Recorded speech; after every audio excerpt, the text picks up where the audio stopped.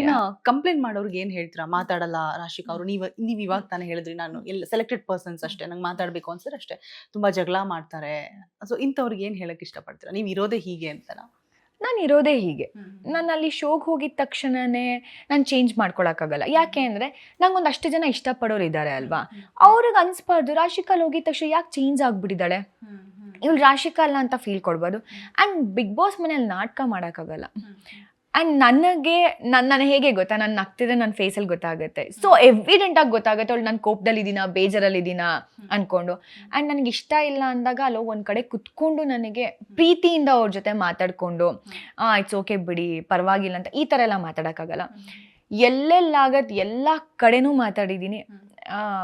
ಅದೆಲ್ಲೋ okay, ನಾನು ಸ್ಟ್ರೇಟಾಗಿ ಮಾತಾಡ್ತಿದ್ದೆ ಅನ್ನೋದೇ problem ಆಗ್ತಿತ್ತು ಅಲ್ಲಿ. But that's okay. ಅದನ್ನೇ ಆಚೆ ಕಡೆ ಅವಳು ಏನೇ ಇದ್ರು ನನಗೆಲ್ಲರೂ ಹೋದರೆ ನೀವು ಸ್ಟ್ರೇಟಾಗಿ ಮಾತಾಡ್ತಾ ಇದ್ರಿ, ಅದು ನಮಗೆ ಖುಷಿ ಆಯಿತು ಅಂತ ಎಲ್ಲ ಹೇಳ್ತಿದ್ದಾರೆ. ಆ್ಯಂಡ್ ನಂಗೆ ಚಿಕ್ಕ ಹುಡುಗಿರು ಫಸ್ಟ್ PU ಸೆಕೆಂಡ್ PU ಹುಡುಗಿರು ಸಿಕ್ಕಿದಾಗ ಅವ್ರು ಹೇಳಿದ್ದಾರೆ ನನಗೆ ನೀವು ಎಷ್ಟು ಬೋಲ್ಡ್ ಆಗಿದ್ರಿ ಮನೇಲಿ, ಅದು ಖುಷಿ ಆಗ್ತಿತ್ತು ಅಂತ. ಇದಕ್ಕಿಂತ ನಂಗೆ ಇನ್ನೇನು ಬೇಕು?